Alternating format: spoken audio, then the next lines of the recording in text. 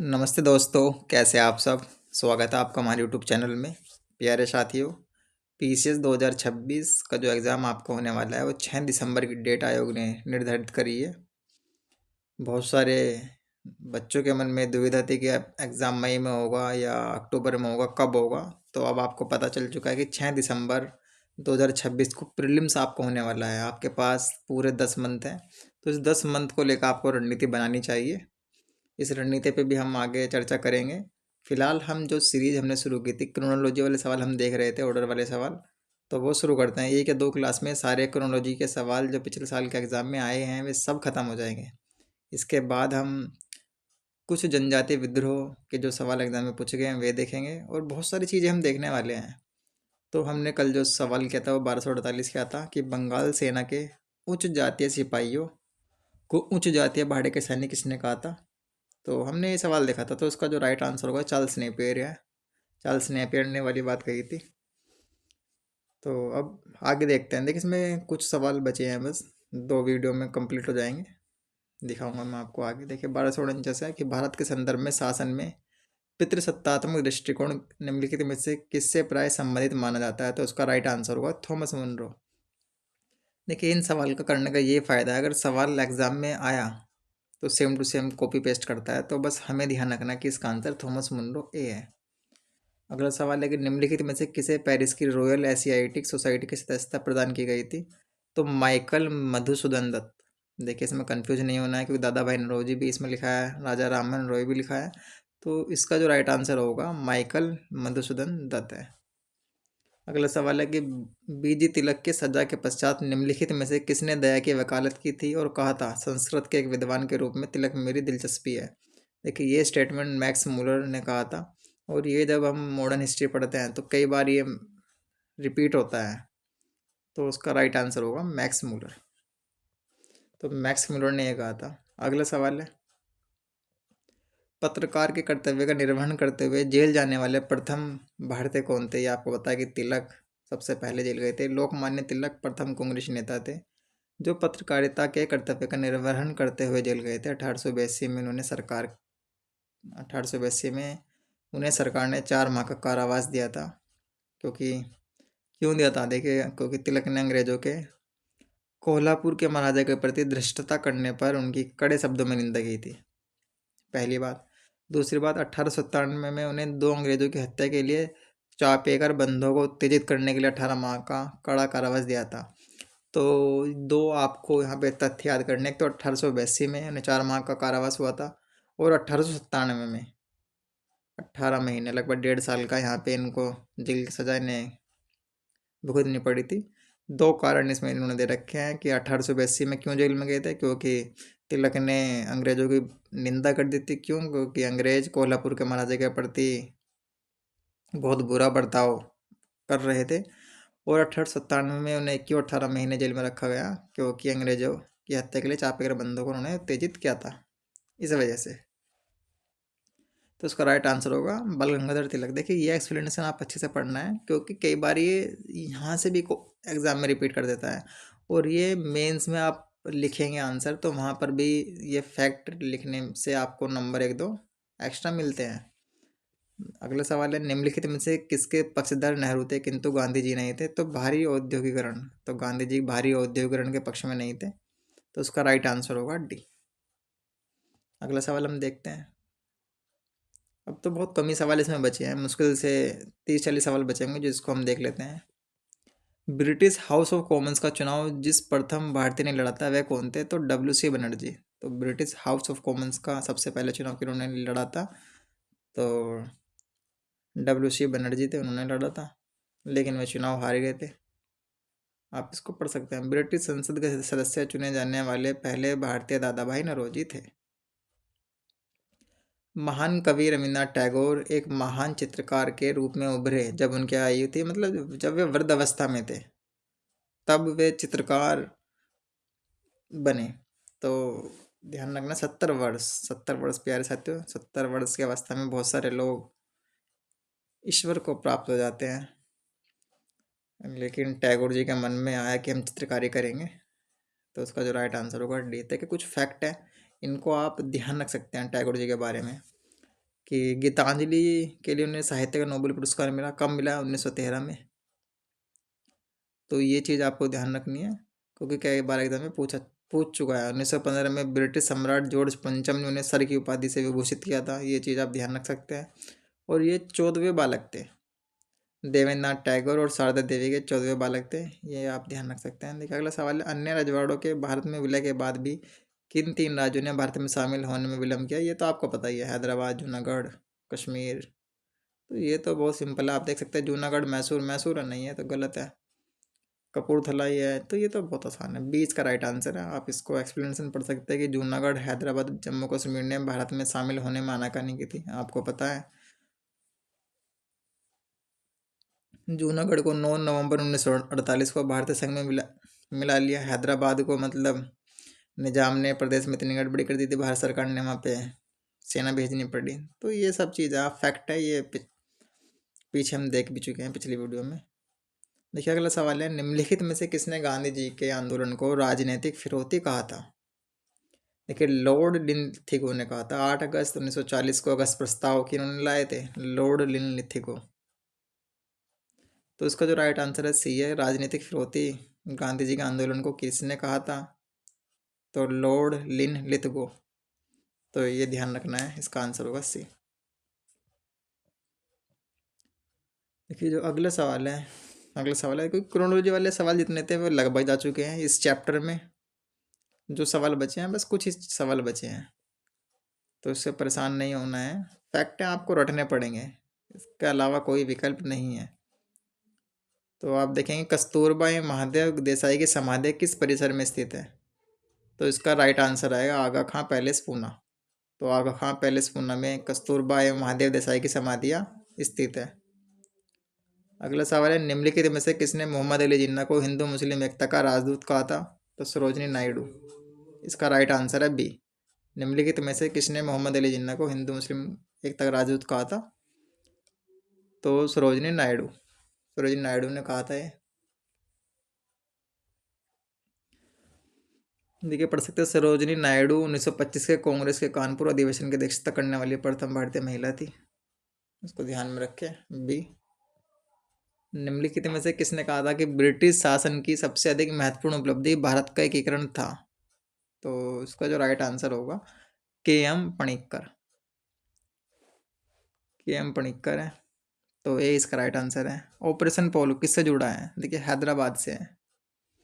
हैदराबाद का निजाम आनाकानी कर रहा था भारत में विलय के लिए, अपना ही राग अलाप रहा था, तो ऑपरेशन पोलो हमने शुरू किया, पटेल जी ने सेना भेज दी और शामिल कर लिया भारत में। तो उसका राइट आंसर होगा हैदराबाद। ऑपरेशन पोलो किससे जुड़ा है? तो हैदराबाद से। अगला सवाल है, निम्न में से भारत में 19वीं शताब्दी में पड़े किस अकाल को प्रकोप का समुद्र, सी ऑफ कैलिमिटी कहा गया है? तो उड़ीसा का अकाल है। देखिए अकाल से एक सवाल अभी पिछली वीडियो में देखा, वहाँ पे भी पूछा गया था, और देखिए अकाल ही है। तो एक चैप्टर है आधुनिक भारत का इतिहास, जब पढ़ते हैं कि ब्रिटिश भारत में अकाल नीति, तो ब्रिटिश भारत में अकाल बहुत सारे पड़े और वे सब मानव निर्मित अकाल थे, प्राकृतिक नहीं थे। तो आप देख सकते हैं, क्योंकि ब्रिटिशों की आर्थिक और प्रशासनिक नीतियाँ ऐसी थी जिसकी वजह से अकाल पड़ रहे थे। ठीक है, तो इसका राइट आंसर होगा डी। डी इसका राइट आंसर है।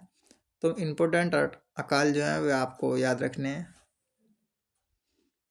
देखिए जो अगला सवाल है, देखिए इसमें लिखा भी है, अगला फिर सवाल है कि बंगाल दुर्भिक्ष मतलब बंगाल अकाल जिसमें लाखों लोग दिवंगत हुए थे, वो कब हुआ? तो देखिए अकाल से देखिए एक ही सवाल लिया है आपका, इससे पहले एक सवाल पूछा गया था अकाल से रिलेटेड। तो ये सारी चीज़ आपको देखनी है। तो इसका जो राइट आंसर आपको पता ही है, 1943 है, यहाँ पे लिखा भी है। तो अकाल के कारण परिणाम, क्या परिणाम हुए, कौन से इम्पोर्टेंट आपके अकाल हैं, ये सब आप देख सकते हैं। तो इसका राइट आंसर बी है, 1943 है।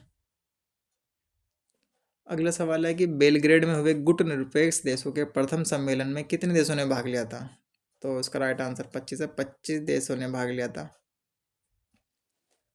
पंचशील सिद्धांत का प्रतिपादन कहाँ किया गया था? बांडुग। तो बांडुग में क्या था? इसका राइट आंसर सी है। इसको आप पढ़ सकते हैं कि भारत की शांति प्रियता पंचशील सिद्धांतों से प्रतिपादित होती है। उन्हें भारतीय विदेश नीति की आधारशिला कहना समीचीन प्रतीत होता है। 5 सिद्धांत थे। IR में पढ़ते हैं, इंटरनेशनल रिलेशन में भी हम पंचशील सिद्धांत पढ़ते हैं। तो आपको ये थोड़ा सा बेसिक इन्फॉर्मेशन आपको पता होनी चाहिए। 28 जून 1954 को चीन के प्रधानमंत्री चाओ एन लाई तथा भारत के जो PM थे नेहरू ने 3 दिन के विस्तृत वार्तालाप के बाद संयुक्त वक्तव्य में जारी किया गया था। अप्रैल 1955 में इंडोनेशिया स्थित बांडोग सम्मेलन में इन सिद्धांतों को पुनः स्वीकार किया। तो ये सारे इंपॉर्टेंट फैक्ट हैं, इनको ध्यान रख सकते हैं। IR में हम पढ़ते हैं, कई बार वहाँ पे दोबारा आते हैं। अब आप अगला सवाल देखेंगे। 1957 में जब नेहरू PM थे, होने वाले आम चुनाव में से एक को छोड़कर सभी राज्यों में कांग्रेस को ठोस बहुमत मिला था। मतलब 1957 में जब चुनाव हुआ तो सभी राज्यों में कांग्रेस की सरकार थी, लेकिन एक में नहीं थी। तो कहाँ थी? केरल। तो इसका राइट आंसर है केरल। केरल में मार्क्सवादी की सरकार थी। तो ये बहुत इंपॉर्टेंट फैक्ट है, आप इसको याद कीजिए। ये जब हम पढ़ते हैं आज़ादी के बाद भारत, आपके PCS के सिलेबस में भी लिखा है और UPSC में भी लिखा है कि आज़ादी के बाद भारत का हमें पढ़ना है, तो वहाँ हम पढ़ते हैं। तो उसका राइट आंसर है कम्युनिस्ट पार्टी ऑफ इंडिया की पहली बार वहाँ सरकार बनी थी, मार्क्सवादी सरकार थी। तो केरल इसका राइट आंसर है। अगला सवाल है, निम्नलिखित अभियुक्तों में से किसे महात्मा गांधी की हत्या के षड्यंत्र में फांसी दी गई थी? तो 2 व्यक्ति थे, एक तो आपके नाथूराम गोडसे थे, एक नारायण आप्टे। तो नारायण आप्टे का नाम बहुत लोग ध्यान नहीं रखते हैं, तो सबको पता है कि नाथूराम गोडसे ही सबको याद होता है। तो महात्मा गांधी जी की जो हत्या थी 30 जनवरी 1948 को नाथूराम गोडसे ने की थी। हत्या के जुर्म में नाथूराम गोडसे के साथ साथ नारायण आप्टे, तो नारायण आप्टे को भी फांसी दी थी। तो उसका राइट आंसर होगा सी इसका राइट आंसर है। देखिए अगला सवाल है, स्टुटगार्ट में हुए अंतर्राष्ट्रीय समाजवादी सम्मेलन में किसने भारत के राष्ट्रीय ध्वज को फहराया था? तो मैडम भिकाजी कामा। तो मैडम भिकाजी कामा आप ध्यान रखना है। अगर सवाल आएगा तो सेम आएगा, तो सी इसका राइट आंसर है। बस आप है ना PCS द्वारा कराए गए पेपर को ही बार बार रटे। 6 दिसंबर में पेपर है, तो 10 मंथ पूरे हैं, तो शुरू के 4 मंथ आप है ना मेंस रिलेटेड पढ़ें। जैसे आपको UP स्पेशल 5-6 पढ़ना है, एथिक्स पढ़ना है, इंटरनेशनल रिलेशन आप पढ़ सकते हैं, इंटरनल सिक्योरिटी आप पढ़ सकते हैं, सोशल जस्टिस पढ़ सकते हैं, इंडियन सोसाइटी आप पढ़ सकते हैं। तो ये सब पढ़ सकते हैं अभी। तो उसके बाद हम आगे मतलब रणनीति पर चर्चा करेंगे आगे वीडियो में। तो ये आपने देखा। तो अगला सवाल हम देखते हैं कि दुर्गापुर के स्टील प्लांट की स्थापना किस पंचवर्षीय योजना में हुई थी? तो इकोनॉमी में पढ़ते हैं हम, यहाँ पंचवर्षीय योजना है, तो द्वितीय पंचवर्षीय योजना इसका राइट आंसर है बी। देखिए अगला सवाल है, वह जेल जिसमें सुभाष चंद्र बोस, तिलक और लाला लाजपत राय ने अपना बंदी जीवन व्यतीत किया था। देखिए म्यांमार में एक जेल है मांडले, ठीक। तो मांडले जेल में इनको रखा गया था। तिलक थे आपके, लाला लाजपत राय थे सुभाष चंद्र बोस से। तो उसका राइट आंसर होगा बी, मांडले जेल में इनको रखा गया था। और वर्तमान में म्यांमार में, जैसे मैंने बताया कि म्यांमार में बहुत सारे हमारे जो क्रांतिकारी थे और राष्ट्रीय आंदोलन में जो जिनकी अग्रणी भूमिका थी, तो ब्रिटिश उनको म्यांमार के जेल में बंद कर देते थे। तो भारत चीन युद्ध किस तिथि को हुआ? देखिए 1962 में आपको पता है भारत चीन युद्ध हुआ, लेकिन हम 1962 ध्यान रखते हैं। क्या हमें डेट और मंथ याद है? ये सवाल वहाँ से पूछा है।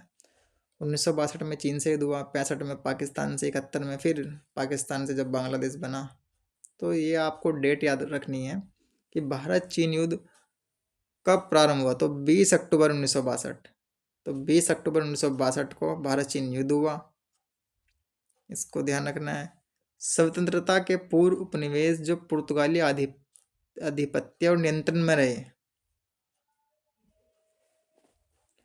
तो इसका राइट आंसर आप मुझे बताना है, इसका राइट आंसर क्या होगा? तो दादर तथा नगर हवेली स्वतंत्रता से पहले रहे। एक तो आपका फर्स्ट है और आपका दमन और दीव। तो 1 और 4 इसका राइट आंसर होगा, दादर तथा नगर हवेली, दमन और दीव। तो देखते हैं इसके आंसर में, देखते हैं। देखिए 1 और 4 है आपका, सी इसका राइट आंसर है। दादर नगर हवेली तथा गोवा दमन एवं दीव स्वतंत्रता के पूर्व पुर्तगाली आधिपत्य में नियंत्रण में थे। इन क्षेत्रों को 19 दिसंबर 1961 को भारत में मिलाया था। ठीक है, तो पुर्तगाली जाने से बहुत ज़्यादा इनकार कर रहे थे, तो उन्हें ज़बरदस्ती ने भगाया, फिर वहाँ से 1961 में गए। देखिए, सबसे पहले आए थे पुर्तगाली 1498 में वास्को डी गामा आया था, आपको पता है, सबसे पहले आए और सबसे लास्ट में गए 1961 में। तो आप देख सकते हैं सबसे लास्ट में कौन गया, तो पुर्तगाली ही गए। तो देखना है, देखिए ये चीज़ भी आप ध्यान रखना है कि पांडुचेरी और लक्षद्वीप ये फ्रांसीसियों के अधीन में थे। कई बार सवाल पूछ लेता है कि गोवा किसके अधीन था, पुर्तगालियों के अधीन था गोवा। पांडुचेरी और लक्षद्वीप किसके अधीन थे, तो फ्रांसीसियों के अधीन थे। तो ये सब फैक्ट आप ध्यान रखना है। अब अगला सवाल है कि निम्नलिखित में से किन 3 राज्यों ने चैम्बर ऑफ प्रिंसेस का हिस्सा बनने से इनकार कर दिया था। तो आप ये शब्द आपने बेशक ना सुना हो कि चैम्बर ऑफ प्रिंसेस, प्रिंसेस है ना, लेकिन आपको पता कि 3 राज्य कौन थे जिसने भारत में मिलने से इनकार कर दिया था, तो हैदराबाद, जूनागढ़, कश्मीर।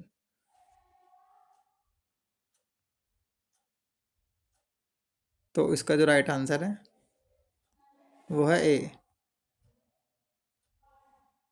हैदराबाद, जूनागढ़ और कश्मीर। तो चैम्बर ऑफ प्रिंसेस भारत का एक पूर्व विधानमंडल था, तो इसमें शामिल होने से हैदराबाद, जूनागढ़ और कश्मीर ने मना कर दिया था। तो इसका राइट आंसर है ए। देखिए अगला सवाल है, 1853 में जन्मे ये पश्चिमी भारत के पारसी थे। ये इंडियन इंस्पेक्टर तथा वॉइस ऑफ इंडिया के संपादक थे, एक समाज सुधारक थे और संपत्ति आयोग अधिनियम 1891 के पक्षधर थे। देखिए, पारसी समुदाय से एक ही व्यक्ति जो हम इतिहास में बार बार पढ़ते हैं, तो बी.एम. मालाबारी। तो मैंने आपको बताया था, पिछली वीडियो में बताया मैंने आपको बार बार, तो इसका जो राइट आंसर है बी.एम. मालाबारी के बारे में जो तथ्य आपको याद करना है।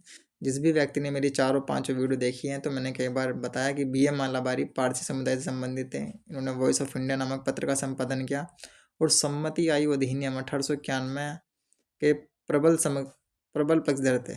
तो उसका राइट आंसर होगा बी। भारत में सबसे पुरानी फ्रांसीसी बस्ती थी पांडुचेरी। देखिए पूछ लिया पांडुचेरी, जैसे मैंने आपको बताया। देखिए एक्सप्लेनेशन अगर आप पढ़ेंगे ठीक से तो कर पाएंगे। देखिए, जबकि पांडुचेरी और लक्षद्वीप फ्रांसीसियों के अधीन थे, तो कई बार क्षेत्र पूछ लेता है कि कौन सा क्षेत्र किस के अधीन था। तो आपने देखा पुर्तगालियों के अधीन थे आपके गोवा, दादर नगर हवेली, दमन दीव। पांडुचेरी और लक्षद्वीप थे फ्रांसीसियों के अधीन। तो कई बार सवाल सेम टू सेम पूछ लेता है एक्सप्लेनेशन से। देखिए अगला सवाल है, भारत में सबसे पुरानी फ्रांसीसी बस्ती थी, हम देख चुके हैं पांडुचेरी। इसकी आप एक्सप्लेनेशन भी पढ़ सकते हैं कि भारत में सबसे पुरानी फ्रांसीसी बस्ती पांडुचेरी में थी। 1674 ईस्वी में फ्रांसीसी ने बीजापुर के सुल्तान से पांडुचेरी नाम का गांव प्राप्त किया था। तो ये सब आपकी जिम्मेदारी है, आप एक्सप्लेनेशन को पढ़ें। हम आगे बढ़ते हैं। देखिए अगला सवाल है, 20वीं शताब्दी के आरंभ में भारतीय राष्ट्रीय आंदोलन की गति को अत्यधिक प्रभावित करने वाली सबसे महत्वपूर्ण बाहरी घटना कौन सी थी। तो 20वीं शताब्दी के आप आरंभ में, 20वीं शताब्दी का मतलब होता है प्यारे साथियों 1900 से शुरू। तो 1904-5 में रूस जापान युद्ध हुआ था। तो उसका राइट आंसर है ए। विटले आयोग निम्न में से किससे संबंधित था। तो श्रम से संबंधित था। तो राइट आंसर है ए। देखिए अगला सवाल देखते हैं, महात्मा गांधी की अस्थियां इलाहाबाद में पवित्र गंगा नदी में विसर्जित की गई थी। महात्मा गांधी जी के किसके द्वारा की गई थी, पौत्र के पुत्र द्वारा। देखिए ये ऐसे सवाल हैं आपको याद है, ठीक है, नहीं है तो आप छोड़ भी सकते हैं इन सवालों को। ये जरूरी नहीं है कि एग्जाम में आएगा, या आएगा तो सेम टू सेम करेगा कॉपी। तो उसका आंसर आप ध्यान रखना सी है। अगला सवाल है, निम्न में से गांधी धरोहर स्थल में शामिल नहीं किया गया। देखें आनंद भवन इसका राइट आंसर होगा, क्योंकि ये नेहरू परिवार का घर था। तो आप इसको ध्यान रखना है कि निम्न में से गांधी धरोहर स्थल में शामिल क्या नहीं किया गया था, आनंद भवन। आप पढ़ सकते हैं, ये इलाहाबाद में था। आनंद भवन उत्तर प्रदेश के प्रयागराज जिले में था और नेहरू परिवार का निवास स्थान था ये। इंदिरा गांधी जी ने भारत सरकार को दान दे दिया था 1970 में। तो आनंद भवन ध्यान रखना है। आगा खां पैलेस, बेलाघाट, मणिभवन, ये सब गांधी धरोहर स्थल हैं। अगला सवाल है, देखिए अगला सवाल हम देखते हैं।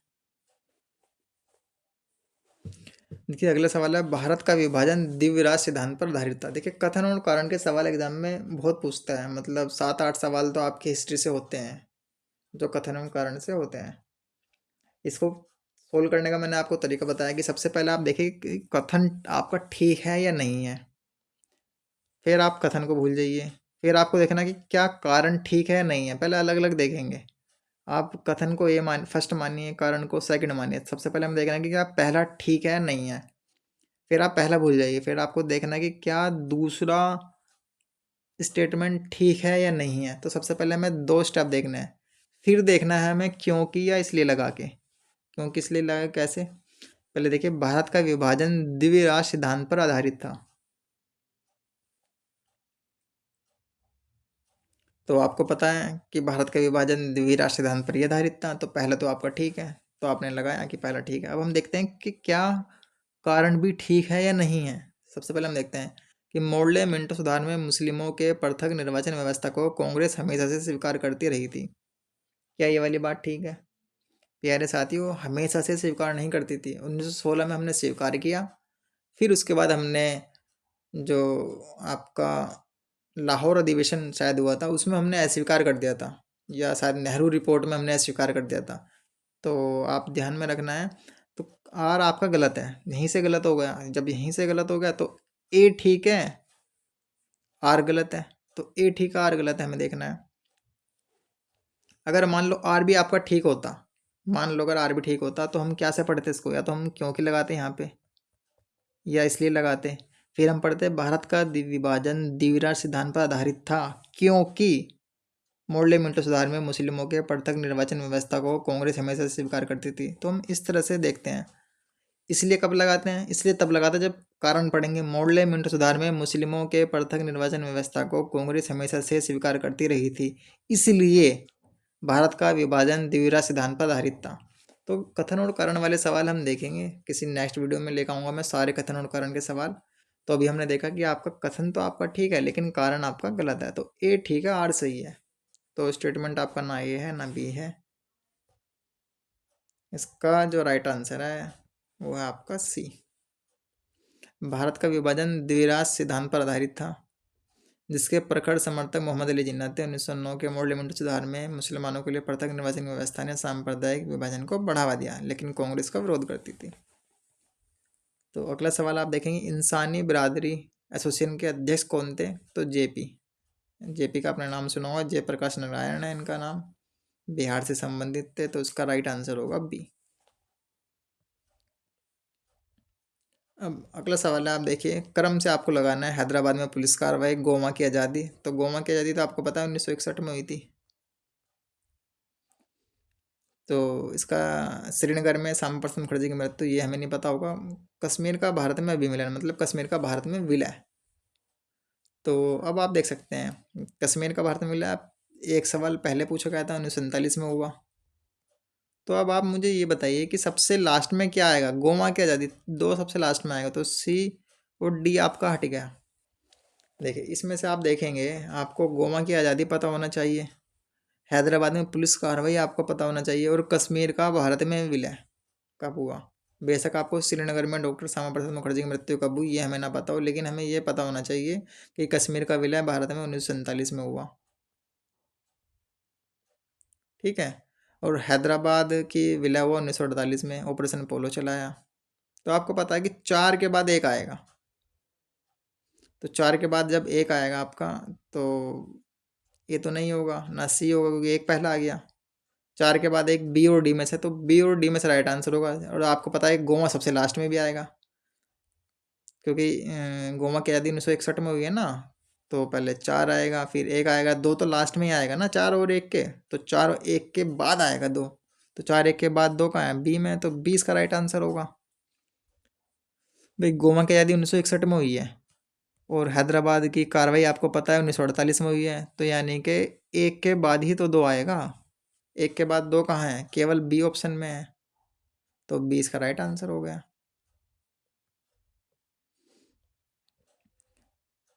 अब अगला सवाल है कि निम्नलिखित युगों में से कौन सा सही सम्मिलित नहीं है? तो बाल गंगाधर तिलक को लोकमान्य कहते थे, आपको पता है। रविन्द्रनाथ टैगोर को गुरुदेव कहते थे, यहाँ गुरुजी लिखा है। तो बी ठीक नहीं है। अब्दुल गफ्फार खां, सीमांत गांधी या सरहती गांधी को कहते हैं, ये सही है। मदन मोहन मालवीय को महामना कहते हैं, तो ये इसका राइट आंसर है बी। रविन्द्रनाथ टैगोर को गुरुदेव कहते थे। ठीक। अगला सवाल है, तकनीकी शिक्षा हेतु पहला राष्ट्रीय विद्यालय खोला गया था, तो तलेगांव में, तो राइट आंसर है सी। देखिए अगला सवाल है, सन 1939 में निम्नलिखित में से कौन व्यक्ति All India State People's Conference के अध्यक्ष थे, तो जवाहरलाल नेहरू, तो इसका राइट आंसर होगा बी। बी इसका राइट आंसर है। तो आप एक्सप्लेनेशन पढ़ सकते हैं कि सन 1939 में all India state people conference के अध्यक्ष नेहरू थे। देसी रियासतों में आम लोगों की बढ़ती जागरूकता के लिए All India States People's Conference का गठन किया गया था। तो आगे बढ़ते हैं।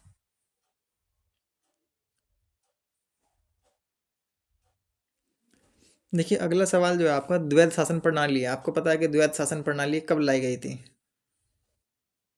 1919 के अधिनियम में सबसे पहले लाई गई थी द्वैध शासन प्रणाली, जो प्रांतीय विषय को दो भागों में बांटा गया था। तो ये आपको पता होना चाहिए। तो द्वैध शासन प्रणाली भारत में कार्यान्वित रही थी 1921 से 1937 तक। तो ये बहुत इंपॉर्टेंट है, इसको आप अच्छे से याद करना है। द्वैध शासन प्रणाली कब भारत में लाई गई थी? 1919 में। और कब से कब तक चली? 1921 से 1937 तक। तो पढ़िए, भारत में द्वैध शासन प्रणाली 1921 से 1937 तक कार्यान्वित रही।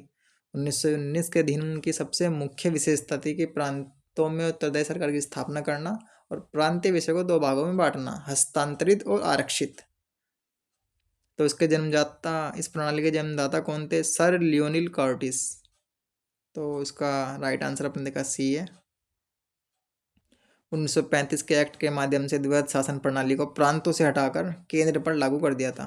तो ये फैक्ट भी आपको याद करना है, ये पूरा ही क्वेश्चन इंपॉर्टेंट है।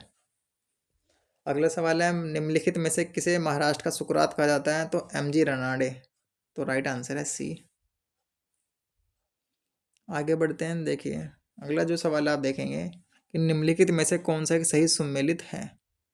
तो सहकारिता आंदोलन, इटावा पायलट प्रोजेक्ट, अधिक अन्न उपजाऊ अभियान, सेवाग्राम प्रोजेक्ट, और आपने पढ़ना है गांधी है, यहाँ पे अल्बर्ट मायर है, नेहरू है और विनोबा भावे है। देखिए इस तरह के क्वेश्चन को आपको इत्मीनान से पढ़ना है। तो इसका जो राइट आंसर है वो है इटावा पायलट प्रोजेक्ट, अल्बर्ट मायर ने चलाया था। तो राइट आंसर है बी। बस आप यही ध्यान रखें। लाठी क्लब की स्थापना किसने की थी? तो बाल गंगाधर तिलक ने की थी। तो उसका राइट आंसर है सी। ध्यान रखना है आपको, लाठी क्लब की स्थापना बाल गंगाधर तिलक ने किया था। तिलक के बारे में एक फैक्ट आपको क्या ध्यान रखना है कि इन्होंने केसरी और मराठा दो साप्ताहिक पत्र प्रकाशित किए थे। केसरी मराठी में था और मराठा अंग्रेजी में था। तो राइट आंसर है सी, तिलक जी। आगे बढ़ते हैं। देखिए अगला सवाल है, देखिए यहाँ नारे लिखे हैं और यहाँ पे किसने कौन सा नारा दिया? दिल्ली चलो, आराम हराम है, करो या मरो, स्वराज हमारा जन्म से अधिकार से मैं लेकर रहूँगा, तो तिलक ने कहा था।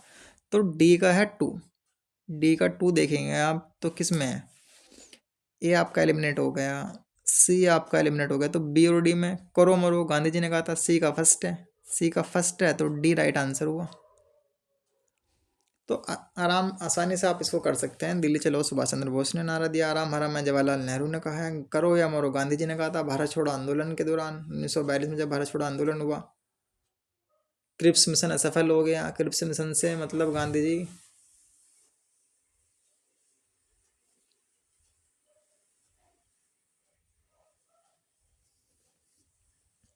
तो आपने देखा इसका जो राइट आंसर है वो है सी। आगे बढ़ते हैं। घटनाओं को पढ़िए और उनका कालक्रम में आपको लगाना है। तो बंगाल में द्वैध शासन का अंत, इलाहाबाद की संधि, प्लासी का युद्ध, वांडीवास का युद्ध। प्लासी का युद्ध आपको पता है 1757 में हुआ। इलाहाबाद की संधि 1765 में हुई है। तो तीन के बाद दो आना चाहिए। तो तीन के बाद दो आप देखिए सबसे पहले कि तीन के बाद दो कहाँ कहाँ है। देखिए तीन के बाद दो क्या बी में है? बी में तो नहीं है, क्योंकि दो पहले आ गया। क्या सी में है? दो पहले आ गया। तीन के बाद दो ए और डी में है, तो तीन के बाद दो ए में है और तीन के बाद दो डी में है। तो ए डी में से इसका राइट आंसर होगा। तो इसका जो राइट आंसर है वो है ए, क्योंकि बंगाल में द्वैध शासन का जो अंत हुआ था 1772 में। ठीक है, तो इसका जो राइट आंसर है वो है आपका ए इसका राइट आंसर है। आप एक्सप्लेनेशन को पढ़ सकते हैं, देखिए इसमें लिखा है सारी चीज़ें।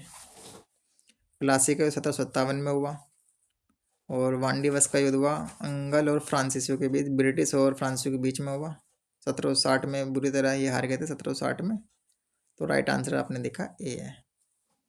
आगे बढ़ते हैं। इंडियन होम रूल सोसाइटी की स्थापना कब हुई थी? तो 1905 में। इंडियन होम रूल सोसाइटी की स्थापना 1905 में हुई है। तो किसने किया था? श्याम जी कृष्ण वर्मा ने यहाँ से एक समाचार पत्र इंडियन सोशियोलॉजिस्ट का भी प्रकाशन किया था। तो श्याम जी कृष्ण वर्मा ने इंडियन होम रूल सोसाइटी की स्थापना की थी।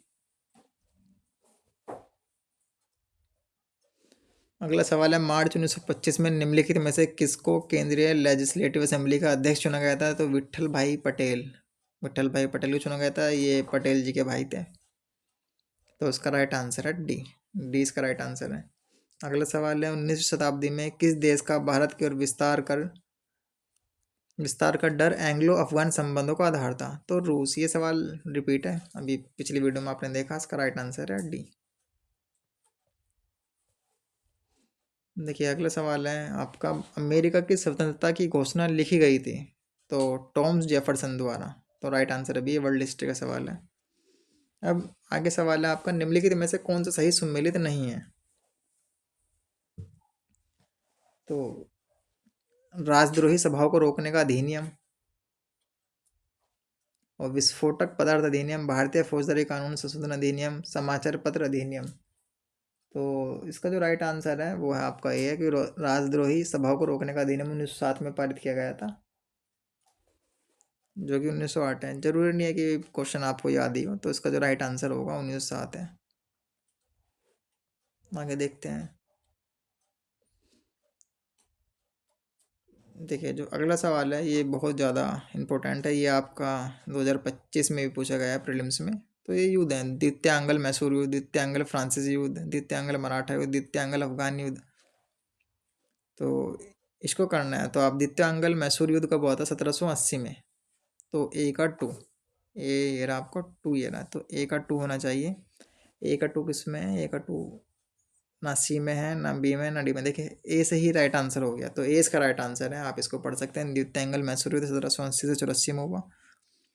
जब ब्रिटिश आए तो ब्रिटिशों ने बहुत सारे युद्ध लड़े थे, जैसे कर्नाटक वॉर हुआ। तो तीनों कर्नाटक वॉर आपको याद होना चाहिए कि पहला कर्नाटक वॉर 1746 से 48 में हुआ, दूसरा 1749 से 1754 तक हुआ।